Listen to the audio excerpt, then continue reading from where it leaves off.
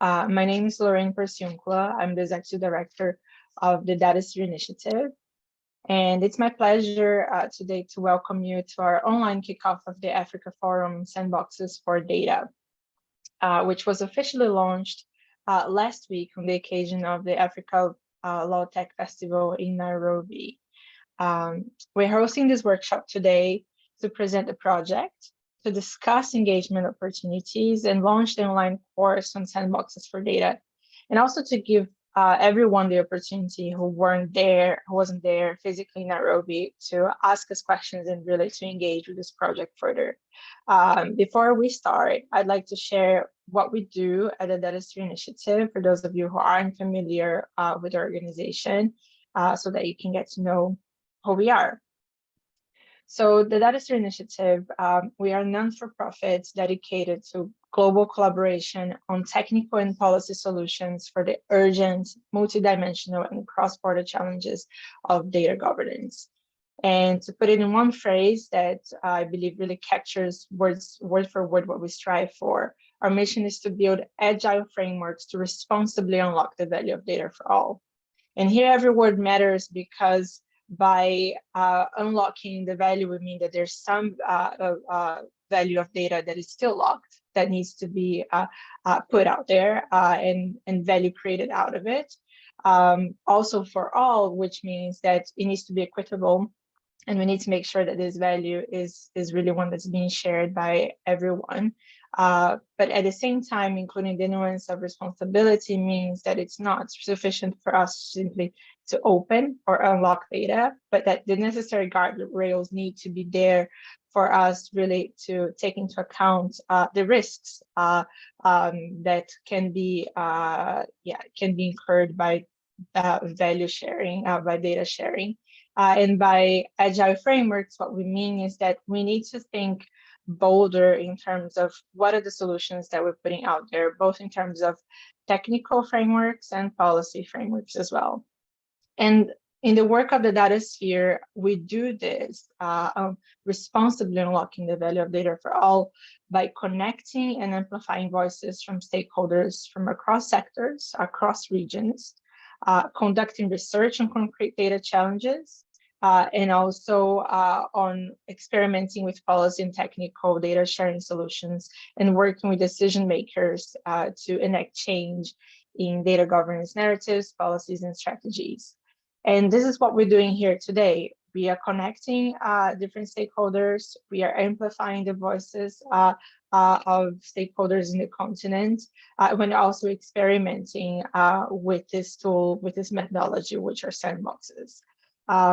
So to walk back before I start explaining sandboxes, what they are and what our objective is with this project, I'd like also to give a little bit of context in terms of what are the challenges that we mean when we talk about data challenges. As you know, data permeates all sectors, and their impact is far-reaching. But governments and private sectors around the world are struggling to deal with the multidimensional data dimension. And they are attempting to engineer solutions, and sometimes those solutions end up evolving very siloed frameworks and very linear solutions as well, which catalyzes uncoordinated actions that are bound to be futile in the face of interdependencies of our contemporary society, or also to have unintended consequences when they are just implemented in a unilateral fashion. And to make a real progress, what we believe is that we need a new level of dynamic operation, and we need this collaboration to be made more iterative and more informed by technology and the agile dimension of solution framing as well. So in terms of why this matters for Africa, I think it's crucial for us to point that the rate of, for example, AI investment worldwide is growing fastest in the continent and in the Middle East. And part of that is ensuring that large learning modules would need to foster equitable and inclusive applications for the benefit of humankind in this technology, which is really advancing in a fast pace to grapple with fundamental issues around data access, data management, and data quality as well, and the challenges that we've seen across different areas of this emerging technology. At the same time, legal and regulatory frameworks for data are leaving gaps in critical safeguards in the continent, as well as having implications around shortages of data sharing mechanisms.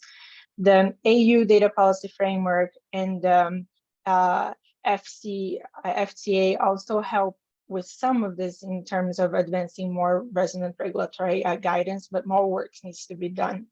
And here also in terms of what's happening in the region, it's important to say that beyond investment in AI and also the development around regulatory and policy frameworks, implementation of those is still a problem. We still need more innovation and more experimentation, not only in how to develop those frameworks, but also to ensure how those approaches are being taken to data governance solutions, and that those implementations are actually technically sound, pragmatic, and adapted to the context in the region. And this is where sandboxes come in.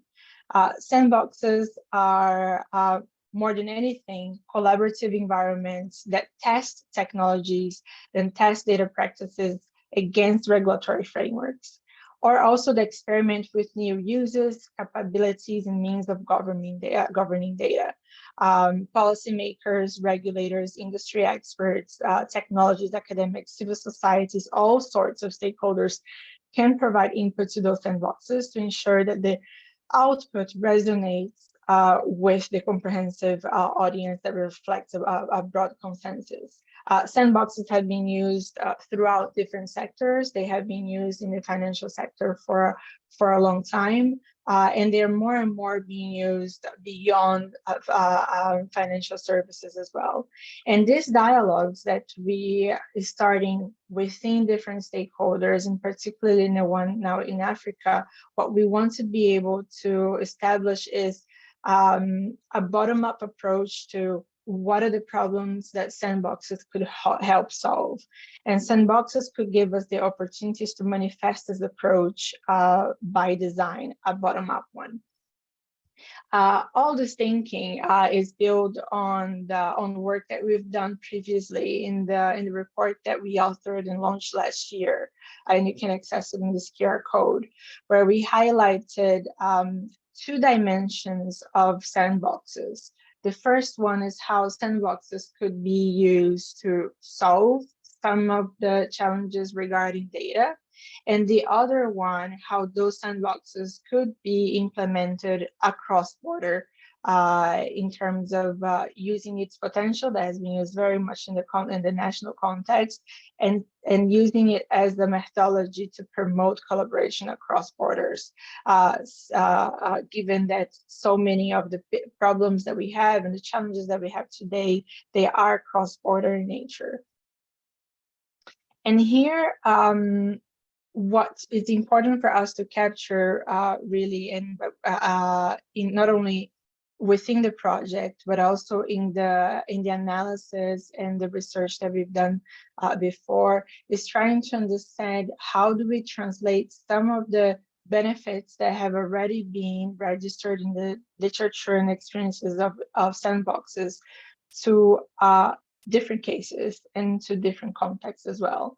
So what we know so far are a few key benefits of what sandboxes can bring to the space. The first one is that sandboxes can produce benefits for many actors. On one hand, for regulators, they create a low-risk model for testing challenging ideas and often dilemmas, hard problems, offering them the opportunity to engage with the latest technological developments and innovators that are behind them in a safe space, in a secured space, And this safe space ends up creating trust among stakeholders, and they also end up bringing a lot of learning for regulators themselves, because they're able to be exposed to that sharing of ideas without having to be put in a position of simply regulating ideas that are outside of their frame of regulation. For companies, particularly startups and SMEs, which lack the resources to allocate to compliance mechanisms, and who need to focus their funds on scaling businesses, Sandboxes can really be a fantastic bridge into regulators and policymakers, and fostering legal and regulatory certainty for them, facilitating market entry, and promoting competition in that way. So for particularly SMEs in the continent, in the African continent, Sandboxes could be a way to really enable this conversation to take place with policymakers and regulators. And for the general public overall, Sandboxes can promote an understanding of emerging technologies, of emerging practices, but also of rules and norms and expectations of both innovators and regulators. So while Sandboxes has been spreading in Africa, and we did compile a number of interesting examples, most of them are still concentrated within the fintech sector. And what we realize is that capacity building, the sharing of good practices, and active testing are needed to help realize the impact of Sandboxes beyond fintech, but also where other efforts around data and digital could take place. And we're excited to be able to see what this will result in the continent, given the really wealth of innovation, of engaged stakeholders, and of policymakers and regulators. We're excited to test different boundaries and really capture what is contextually important for the region. And with that, I'll pass the word to Justin, who's going to talk a little bit more about what this means for the Africa Forum Sandboxes for Data. Thanks, Lorraine. So hello, everybody. I'm Justin Bryant, and I'm leading the Sandboxes work at the Datasphere Initiative.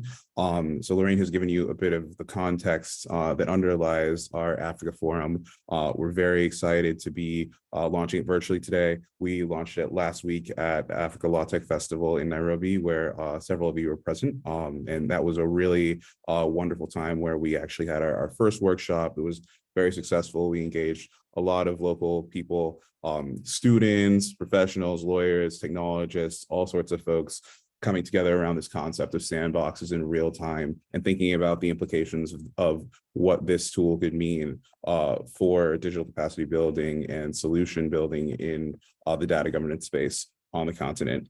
I'm going to walk you through the concept that we are putting forward in terms of the Africa Forum and how we plan to execute.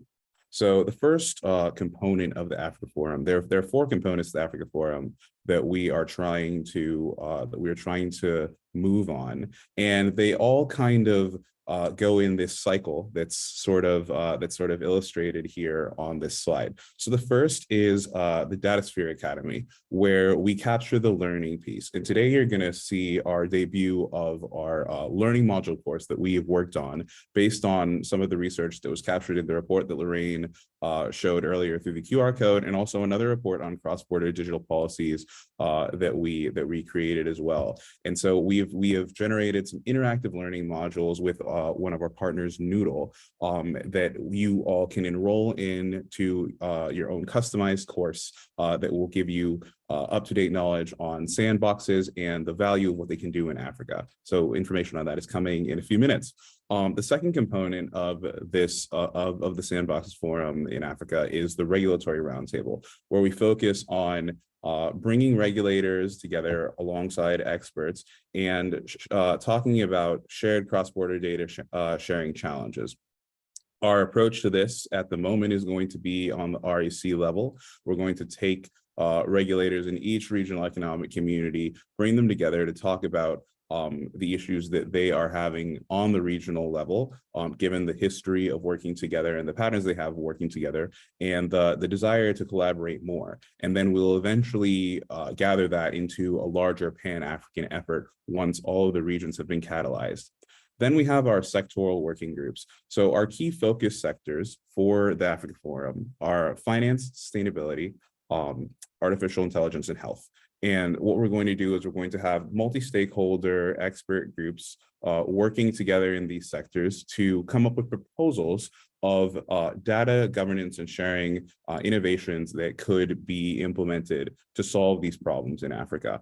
And we have our partners who we're very grateful for, who are already engaged in thinking about the sort of things that we will put together in these sectoral working groups. We're going to begin convening those in September, and throughout the year, they're going to be working together on those proposals. And hopefully by the end of this year, they have things that we can start to put into our sandbox lab, where we are going to be piloting and testing these proposals in real time. Out of the sandbox lab, where we'll have technologists and product builders come together to make real-time technical implementations of the proposals that were made in the sectoral working groups. We're hoping that at least one of those proposals will be able to scale in Africa for a cross-border, for real cross-border implementation. And so through this process, we're going to have a lot of learnings.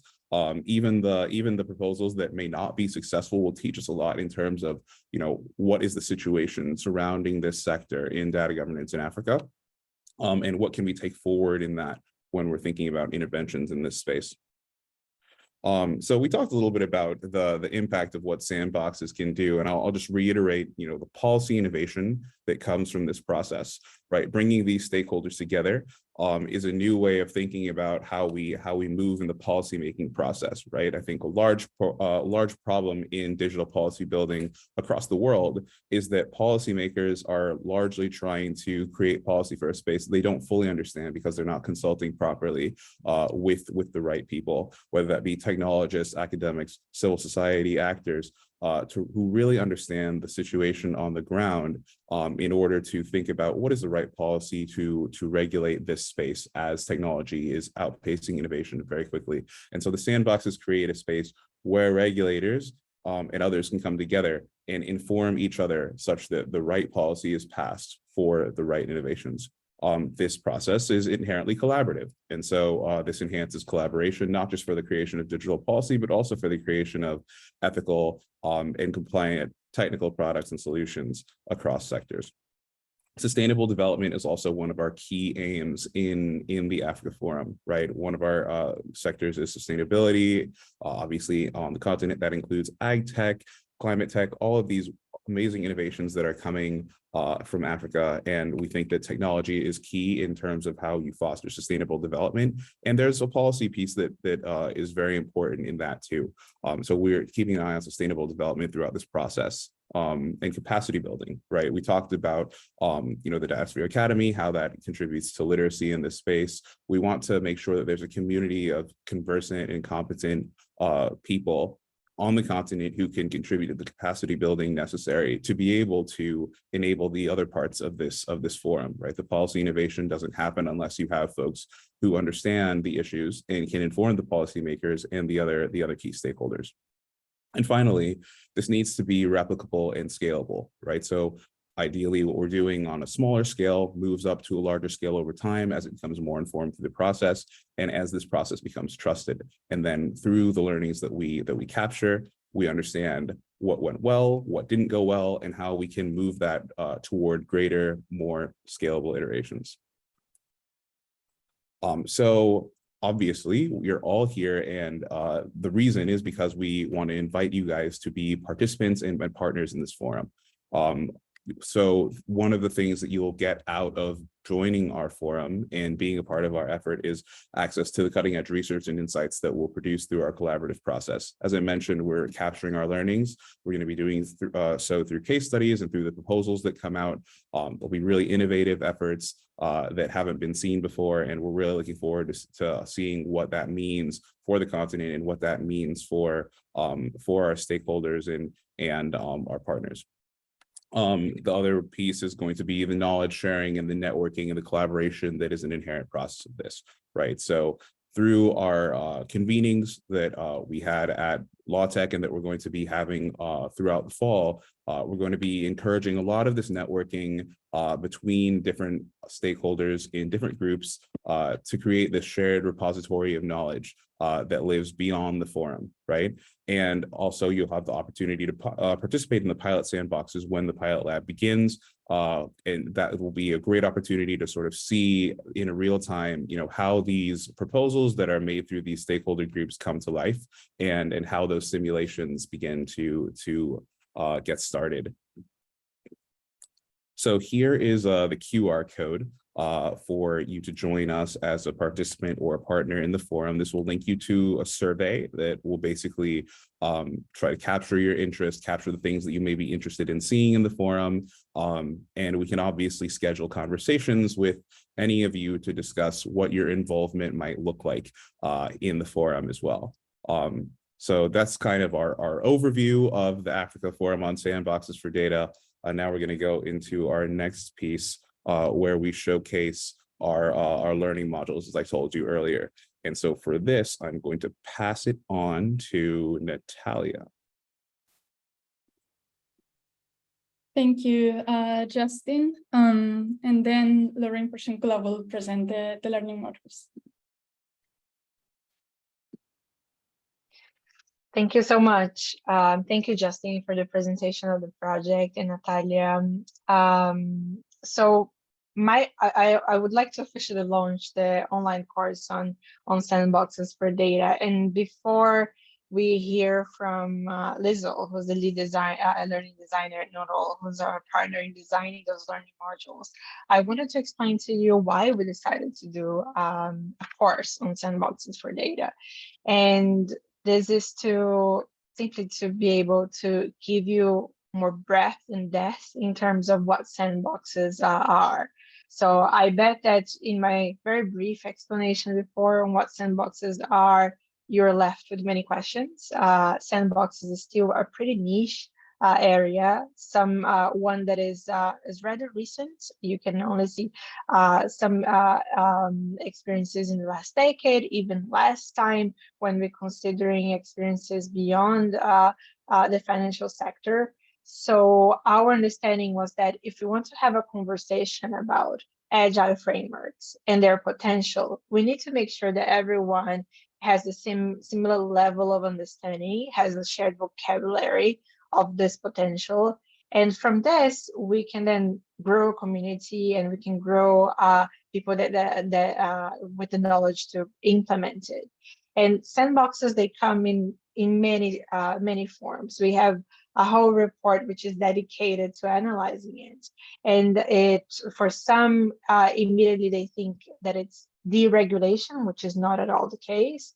But for others, that's something which is only something for technologists. And what we're trying to do is to bring this knowledge and understanding of sandboxes closer to those that are within policy areas and those that are actually practitioners in this space. So by really being able to demystify some of the very technical terms around sandboxes, what we aimed with this course was to give everyone the tools to be able to develop by themselves and to really think how those tools could be used within their context. And we are very happy with the results of the course. I hope that you are too. And with this, I'd like to ask Natalia to share the video, which is an introduction of what we've prepared for you. And then I'll give the floor to Lizzo, who's going to walk you through the learning modules.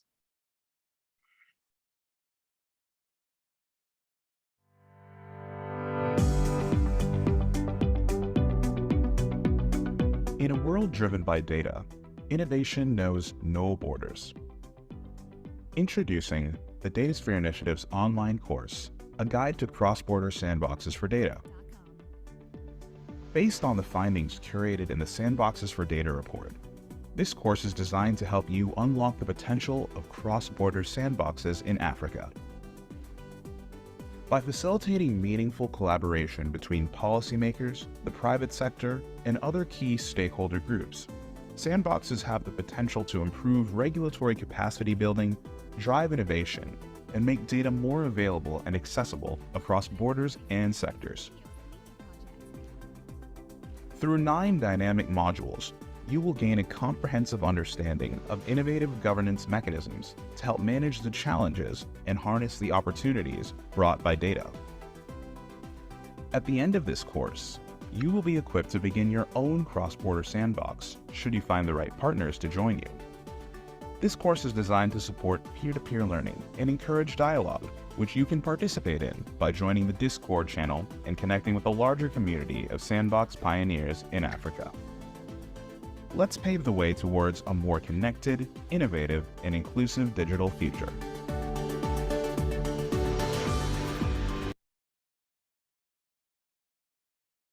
And you have the wonderful voiceover by Justin there in the video. I hope that you liked it. And now, Lizzo, you have the floor to explain to us a little bit further on the course and what participants and future learners can expect of it. Thank you so much, Lorraine, and thanks again for the opportunity to collaborate with the Datasphere Initiative on creating this course, because I can see how important this content is to share among the community, and it's awesome to actually meet the people we've designed it for. So I will share my screen, just go through a few slides before I show you guys the actual learning modules. So this is just a sneak peek from my side. Let's get started. So I'll just reiterate what Lorraine also just mentioned, like why create a course. And it's really to unlock the potential of cross-border sandboxes and make the information more accessible, to take it out of a report and make it more sort of digestible. And because people learn in different ways, we try to bring in different ways of presenting the content. It's about sharing knowledge about innovative governance mechanisms, as you've seen. And it's really also to build connection and support dialogue between you all as sandbox pioneers. And so some of the design principles that we took into account is focused on these keywords. We wanted to make it engaging, informative, reflective, where we bring in little knowledge checks throughout the modules. Really make sure it is professional, because it is such an important topic and it's applied throughout different sectors. We have it as being very interactive and especially linked to the community discussions on Discord, to just make sure that you're engaging beyond just the modules. And collaborative, again, using Discord. Oh, sorry, that's just someone unmuting by accident. So let's go through the modules that you can expect. So there's 9 core modules. The first one is an introduction, and then we go into the context and the challenges. Then understanding sandboxes. So there's, like Lorraine said, it's about building this common vocabulary. So there's a lot of definitions, but also a context is put together with the definitions, so that it's really comes home to practicalities. And then drawing lessons from regulatory sandboxes is module 4. Then we go into innovations that sandboxes can support, followed by sectors and policy areas that sandboxes can support. From there, it goes into mapping challenges for cross-border sandboxes for data. And module 8 is a preliminary roadmap to see how you can apply the knowledge that's been shared. And then module 9 is last of the core modules, where it reflects on what was covered and also brings up the key questions that still remain. And then module 10 is a regional focus, and in this case, Africa, to bring in the context and the case studies that just make it more relevant and applicable. So once you get your link to sign up, it will take you to a page similar to this, where you can create an account, and you will also receive an enroll link that will then take you to the LMS, the Learning Management System, and you will see the modules all below each other, and you will say, click here to get started. That will take you into what we call a RISE built module. So it's a package that's well packaged by itself, and this package can actually be put onto different learning management systems. So there's also opportunity to share these modules beyond where it is at this stage. I'm just going to stop sharing this presentation to go over to the LMS to show you how the modules, to show you the content within the modules. Okay, just give me a second. Now I'll share again.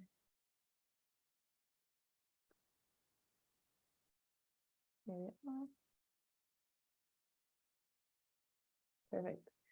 So now we're in module 1, and you'll see each module starts with a landing page and gives you a little overview of the lessons that you will expect in this module. And you can then just click on the chapter that you want to start with, and it will take you into the module. You will see I have lots of purple check marks. When you start off, they'll be gray, and when you've progressed through all of the content, they'll turn purple. When everything is purple, it means you've completed the module.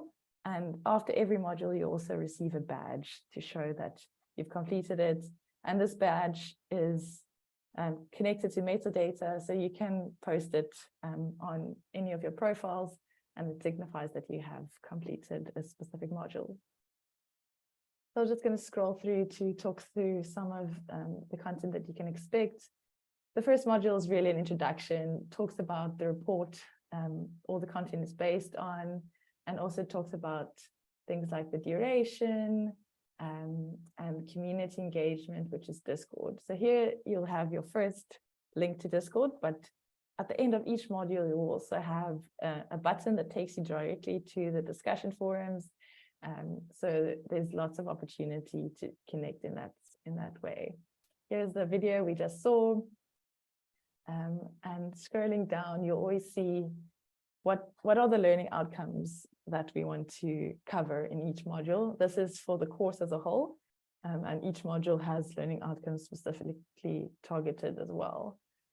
You also see a little course roadmap to just show where you are in the process. And when you see this, you can just click there and it takes you to the next lesson. I'm just going to jump to module 2 to show you some other content. This lesson is called On Data. We were very intentional about the graphics and worked very closely with Lorraine and Justin to make sure all the images are relevant and add value to the learning experience. There's different interactions that you can view by selecting arrows, and everything should be nice and visible and easy on the eyes, which is also very important when we want to make it a seamless learning experience. And so here's an example of a quick knowledge check that you'll find in many of the lessons. To just test your knowledge of what you just covered, to just make sure you can assimilate everything that you read about. And just to show some other types of content, here we have module 10, which is the regional focus on Africa. And we included a PDF that contains a lot of valuable information in the form of a repository. So you can see here, it's about data governance in Africa, and all the countries that actually have legislation and authority linked to this topic is covered here. So if you click on, for instance, Mauritius, it'll take you to the page with the links to that specific legislation and authority. And you can always just go back to the list to select the next country. Then I just need to get to the next one. So this is at the end of, if you've completed all 10 modules, you'll be taken to the final quiz. And once you've completed that, you will receive a certificate of completion. And the quiz is set around a scenario. You have 3 tries to complete the quiz. And I'm sure you will all do very well and don't have to worry or stress about that. And here is an example of the badge that you'll get after completing a module. This is an example of badge for module 2. And here is the certificate that you will get once completing all the modules and the quiz. And that's it from me. Thank you so much. Thank you so much, Lizzle. And I hope you like this sneak peek. There's much more to the course, as Lizzle was providing an overview. As she said, we're very intentional about the content that we included there, the images that we're using, how easy it was to navigate. But of course, we're always welcoming any kind of feedback as well to improve it. You'll be the beta learners of this course, which inaugurates the Datasphere Academy on our end. And we would like to hear from you as well in terms of how you would like it to grow, what kind of content would you like to see there included in the future. For us, this is only the beginning. As Justin showed, the kind of cycle that we are working towards. We hope that the conversations that take place in the regulatory roundtables, in the sector working groups, they're going to feed new case studies. And they are going to be able to inform new kinds of research pieces and examples that we'll be able to include in the learning modules. And we'll be able to expand on sandboxes for health and sandboxes for sustainability data and sandboxes for AI in terms of all the content that we will be producing together as a group. So I'd like to thank Lizzle for her presentation, for amazing work of her and her team, who were fantastic partners. And also I'd like to thank the Hewlett Foundation, who's made this possible, kicking off the Africa Sandboxes Forum. I hope this is the very first region of many others that will be able to draw from experiences. I'm excited to start this in Africa, and I hope also to connect this with a global ambition to bring together different partners and different practitioners around the world as well. And with that, I'll hand over to Justin now to start our roundtable of discussions around the opportunities and challenges for unlocking the value of data for all in Africa.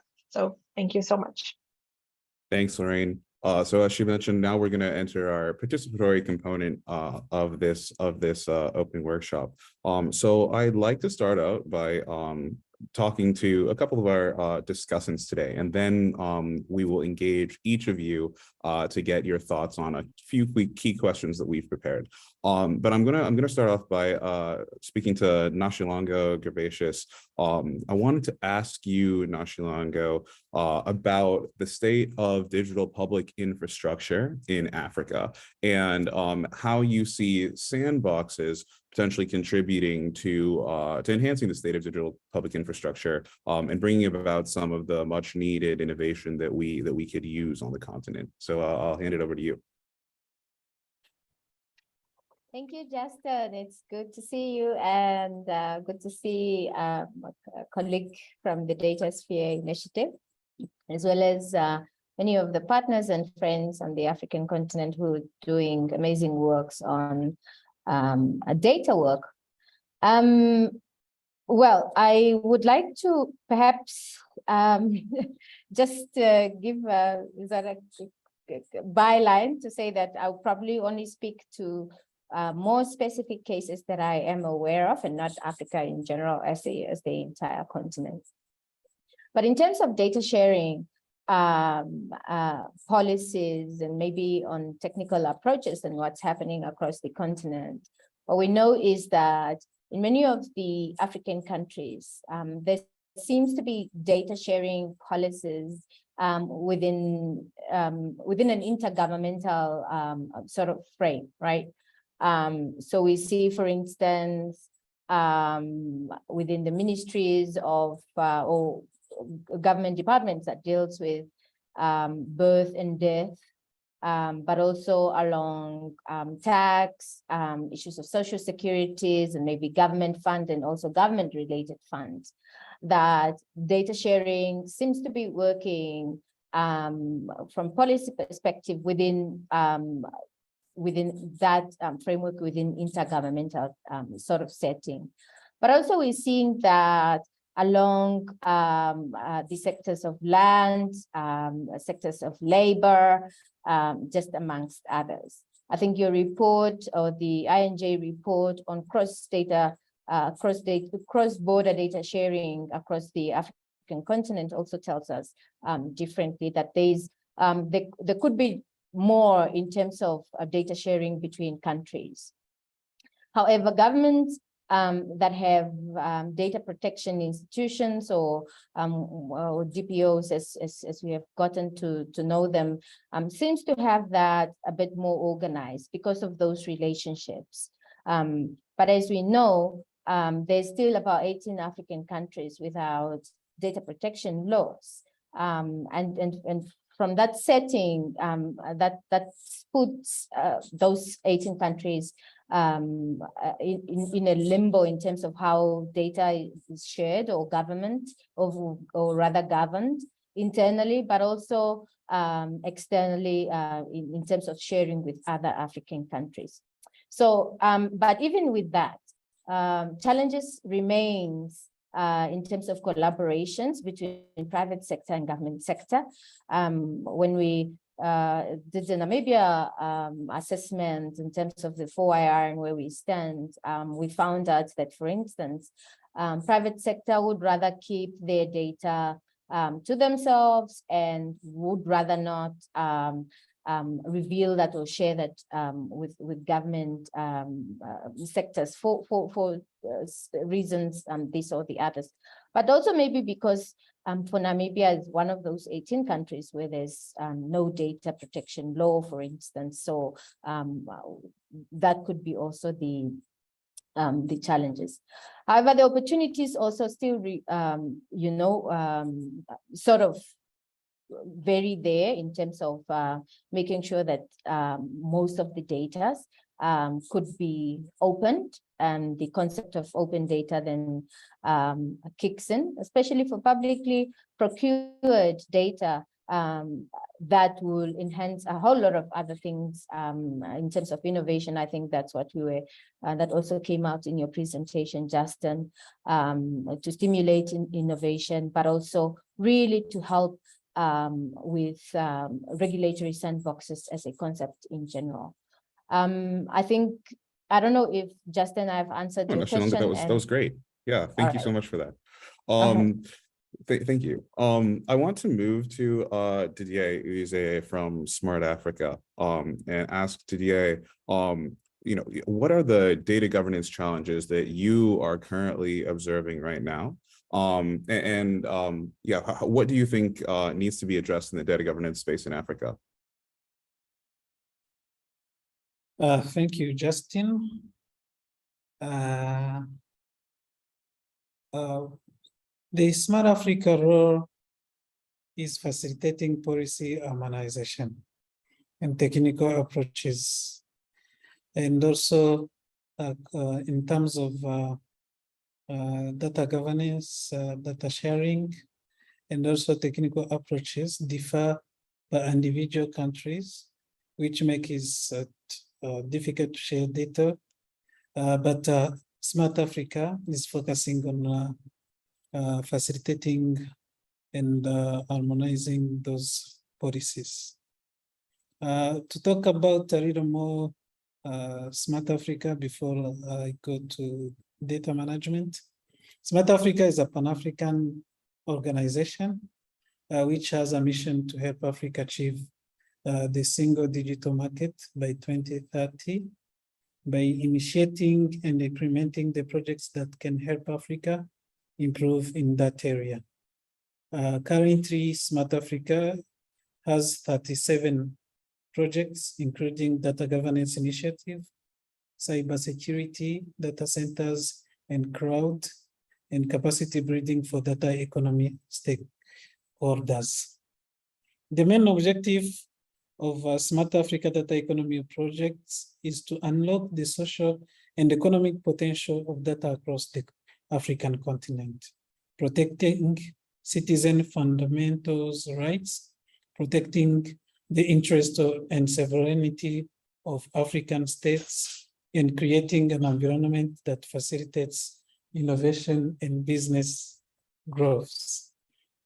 For example, we are currently developing Pan-African Data Governance Blueprint under the flagship of the government of Ghana, based on the African Union Continental Data Policy Framework. We are supporting the government of Senegal and Ghana to develop the only national data strategy.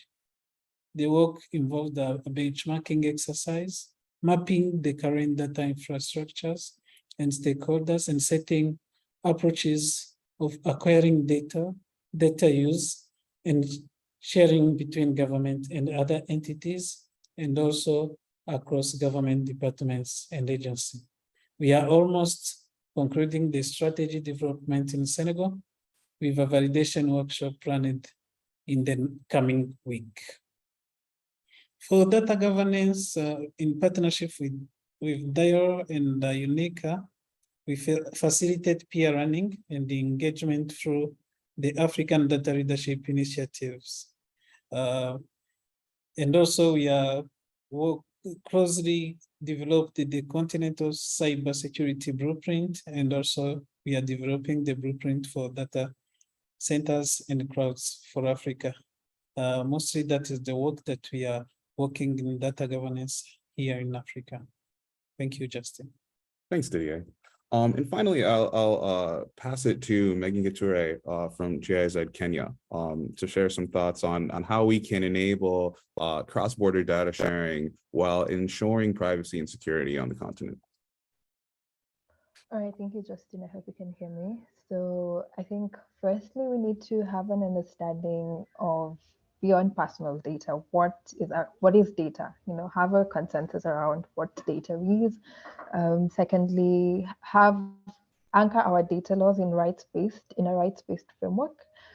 We need to also recognize that data is in many ways an inalienable social and cultural part of respective groups, communities, and societies, as it is much as a part of personhood of individuals. And then lastly, I would urge, because in the context of cross-border data flows, there's a lot of economics behind it, then we also need to govern data for economic justice. Over to you, Justin. All right, thanks, Megan. Okay, so now we're going to move into our next portion, which is going to involve participation from each of you. So we've prepared a couple questions that we'd like your input on. And Natalia is going to share our learning tool by which we're going to ask them to you. Thanks, Natalia. So each of you can scan the QR code here to go to our Menti link. And here we'll be asking you a few questions. Do we have the questions? Do we have the questions listed, Natalia, or are they just in the Menti right now? Yes, of course. So we'll give you a second. We'll just give you a second to scan, and then. We'll also paste it in the chat so you are able to access it and you will be able to post your responses live. So I will leave it here. 1 second, let us know if you have any issues accessing the platform. But my colleague Sophie has also just shared the link in the chat. So yeah. Excellent. So our first question is, how and to what extent is an interconnected African continent important to advancing prosperity and sustainable development in the next half century? And then our second question is, how can Sandboxes capture African realities and perspectives in digital policy where current national, regional, and global instruments fall short? Our third question is about understanding where the knowledge gaps are and understanding the role that data governance plays in Africa's digital development. And in this question, you can also talk about maybe which knowledge gaps are most important to address in terms of this issue. And then finally, we also want to just get your perspectives on what we're doing in the Africa Forum, because we need your voices to inform this effort. And so we want to know what we're missing, what questions we should be asking. So we'd love to get that from you. So right now we're going to move into a period of a little break to allow you guys to answer these questions. And we'll reconvene in about 10 minutes, yes?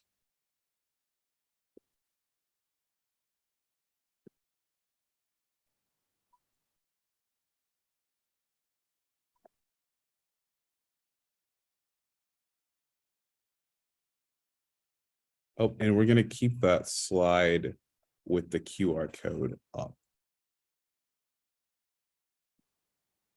Make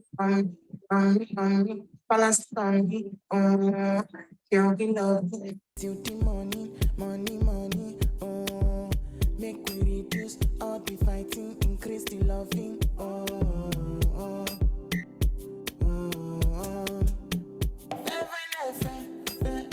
Your body they wet. I'm in love with you. I'm in love with you. Make I leave you for where. If not lie, I tell you, make water carry me go. Water carry me go. Girl, you don't capture my soul.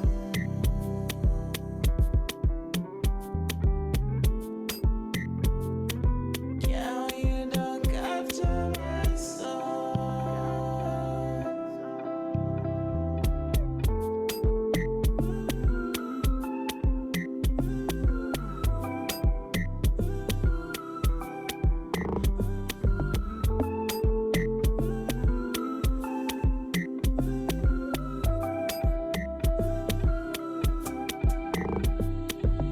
From the night till the morning, yeah, you know it, me, you are wanting, cause you fine, and you sexy, oh my baby, you are doing me gently, we no show me shaking, no use me, that's my reggae, are you ready? Back your bag and be fly over here, answer me, oh mommy, only you fit to control me, with your face and your big body, I bet you no killing somebody, picking fire, oh mommy, only me way fi handle you. Make my ways so they confuse you. I beg you no killing somebody. Pick it for ya. Fe. Your body they wet. I'm in love with you. I'm in love with you. Make I leave you for where. If I lie, I tell you me what I carry me go. What I carry me go.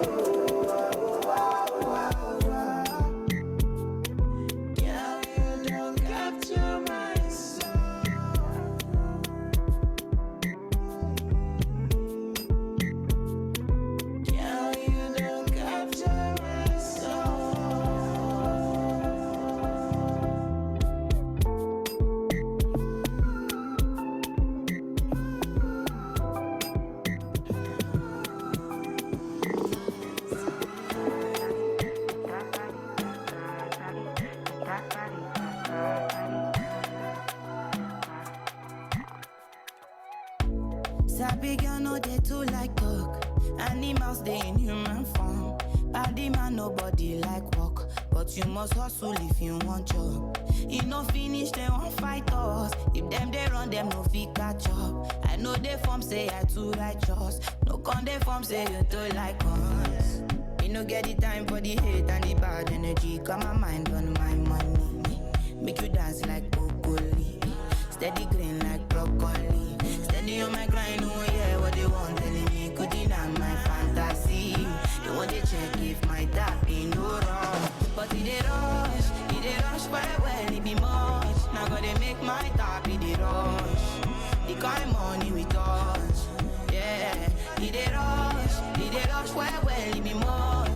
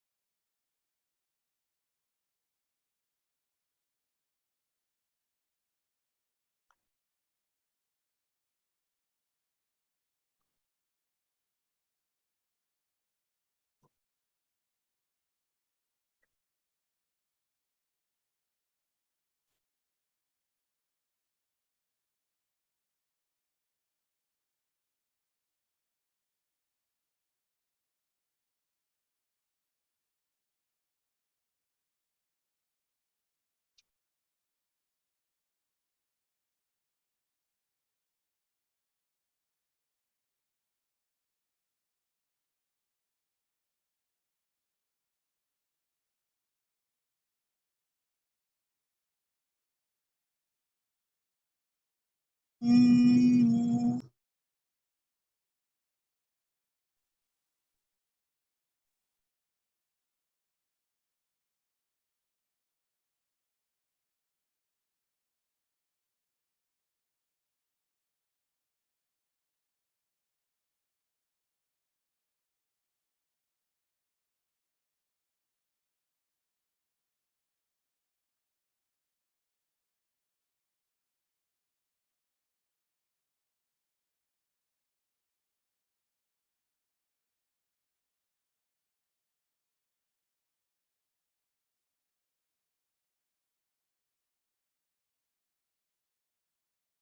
right, everybody. So we were able to source a few of the answers to the questions. So I just wanted to share some of what people wrote. We're also going to give people a bit more time on the last question because I think maybe some of the technical difficulties kept people from being able to answer it. But here we have, the first question: how and to what extent is an interconnected African continent important to advancing prosperity and sustainable development in the next half century? Looks like people think, by and large, it is quite important. What do we have here? Seeing things about connectivity and transportation, infrastructure, digital networks for facilitating trade and investment, regenerative growth and opportunities and jobs for youth, cross-border partnerships, better infrastructure, interoperability, all of these wonderful, wonderful things that we are looking to encourage through the Sandboxes Forum. So these are great answers here. Tech transfer, collaboration, moving us toward the 2063 goal. Wonderful, great answers here. Next question says, how can Sandboxes capture African realities and perspectives in digital policy? Valuing listening to Indigenous and local voices, particularly youth, absolutely. Helping African countries shape their digital futures, social empowerment, digital sovereignty, feedback and adjustments, helping to tailor regulations. These are incredible answers, guys. And we're definitely going to capture these and use them to inform our process going forward as well. So thank you for this. Tailoring digital policies for Africa, engaging stakeholders and facilitating iterative policymaking. Excellent, excellent. Third question here, talking about the role that data governance plays in Africa's digital development and the knowledge gaps. Let's see here. The knowledge gaps being an issue as much as a technical and a political issue. Data management for the deceased, very interesting perspective. And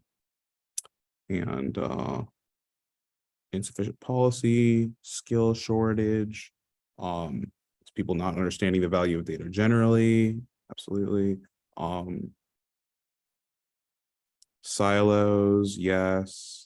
Greater understanding of data privacy and protection frameworks. Yes, all very important aspects here. If anybody wants to elaborate on any of the answers that were given here or anything that they wrote, or the questions generally, if there's any thoughts that folks would like to share with the group, would be happy to take those.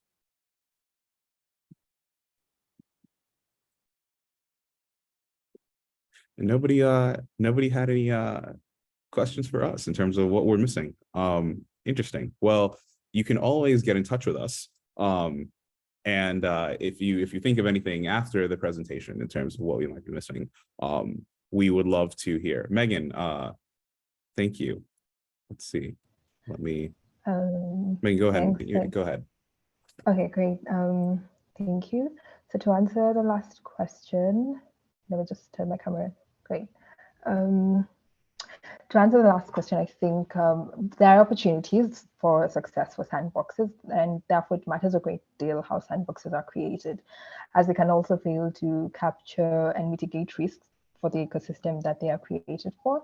In this case, therefore, the lessons that we should be gleaning lessons from data sharing practices in other fora.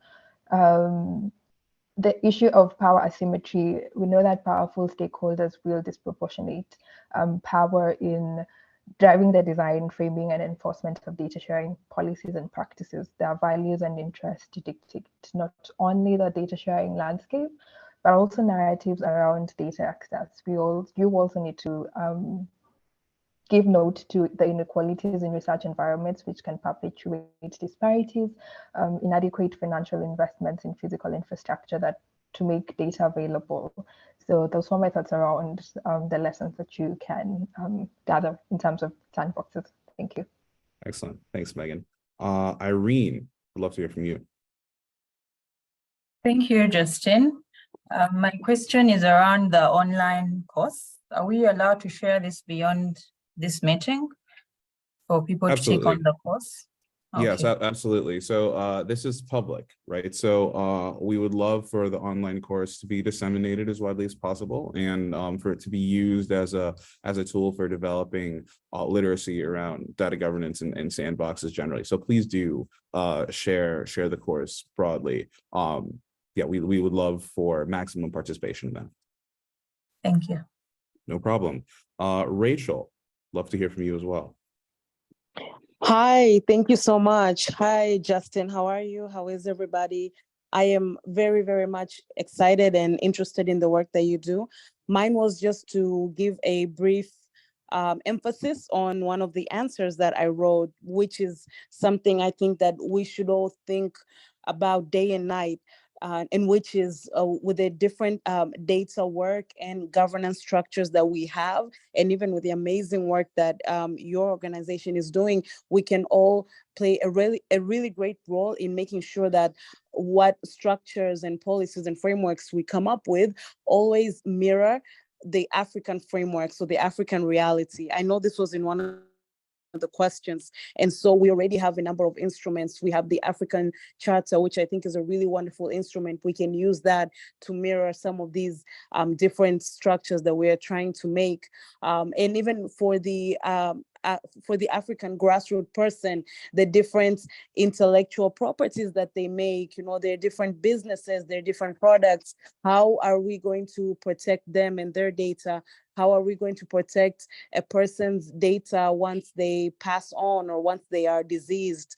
And so many different things like that. So I'm always very passionate and very much intimate with making structures that are very realistic to African people and to us as Africans, because I see a lot of conversations and a lot of our frameworks. I'm a lawyer by profession, so I see how a lot of our laws just borrow from European standards or European frameworks, and that might not always be realistic for us and for our lives and for a larger population of the African people. So mine was just to add an emphasis to that, and I cannot wait to see the wonderful work that you will do with all of our comments. Thank you so much.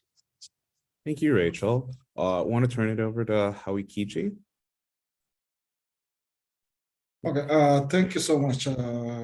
I believe that this is a great moment. I just wanted to give a thumbs up to you guys and say that much has been achieved. But my issue is we're talking about Africa localization. It's important to talk about the issues that are affecting Africa, like when you talk about localization, you talk about language, or to talk about what does it mean in those kind of contexts, because we're dealing with different tribes, we're dealing with different communities. The second issue which we need to sort of bring into the space is the issue of traditional knowledge, because where does this fit when you're talking about data? Because a lot of data which lies in many communities that have not been untapped. So it's important, as my colleague has also, and how do you relate to the intellectual property rights? That would be very important. Thank you so much. I submit. Thank you so much. That was an excellent perspective to add, and absolutely necessary in terms of what we're looking to do in terms of incorporating the indigenous perspective, and yes, absolutely. Winnie, please, let's hear from you as well. Thanks a lot,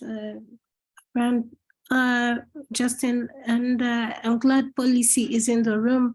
My name is Winnie. Kamal from Association of Freelance Journalists and part of the Africa Open Data Collaboratives.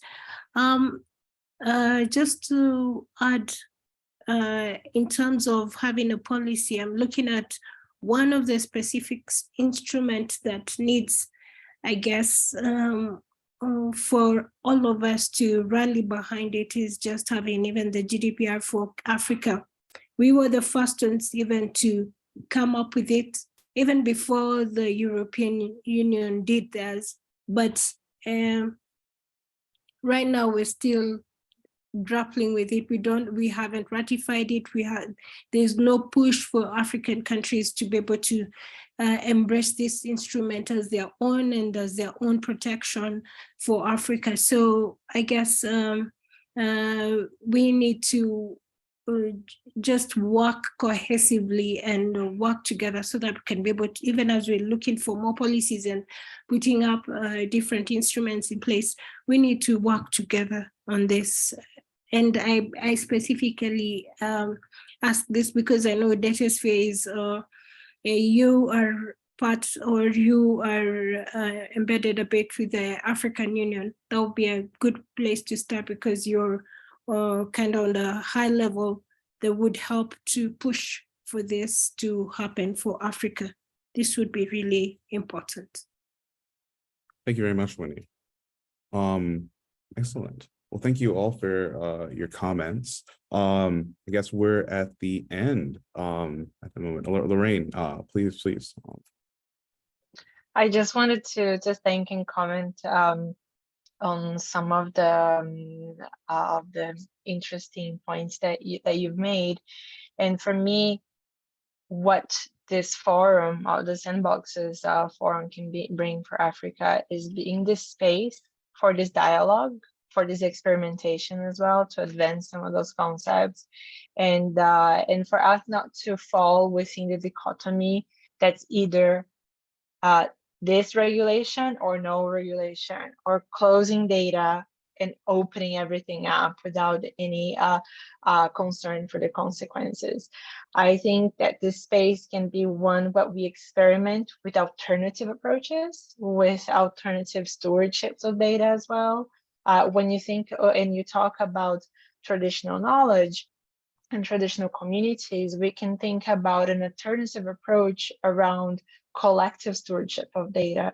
And there are a number of very interesting examples that exist in Africa, that exist in Asia, that exist in the Americas as well, where there are different roles of intermediaries or fiduciaries of data that can have this protective role for a certain community as well and act on their behalf.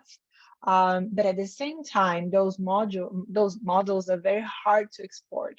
And what we are trying to do with the sandboxes, and why the emphasis on cross-border exists, is because we want those good practices and these modules to be able to be scalable as well. If one fiduciary is only recognized in one country, how can we make sure that it's also this good practice can be recognized in another, in a cross-border, if it's we're looking towards this as a public good in itself, right? So we want this to be able to be an infrastructure where a lot of different alternatives and solutions can not only emerge from a very local perspective, but also be scalable across borders in a way that it has been very hard to do, because we typically only have cooperation arrangements between jurisdictions at the national level, between public entities. And now we want to make sure that those different solutions, techno-driven or maybe legal solutions, can also be scalable there as well. So that's touching a little bit on the different issues that were raised and different ideas as well. But it's something that I like to stress and repeat often, is that we are not coming to this exercise with the solutions in the hands. We want this to be, we don't want to be a solution looking for a problem.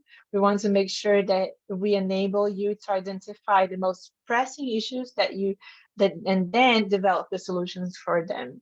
This is really what I hope that we'll create together with the wonderful partners that we have here, is a safe space for dialogue, for collective construction, and for us to achieve very ambitious goals as well. So the expectations are really high, and I'm really excited to be launching, doing the online kickoff of the project with you all today.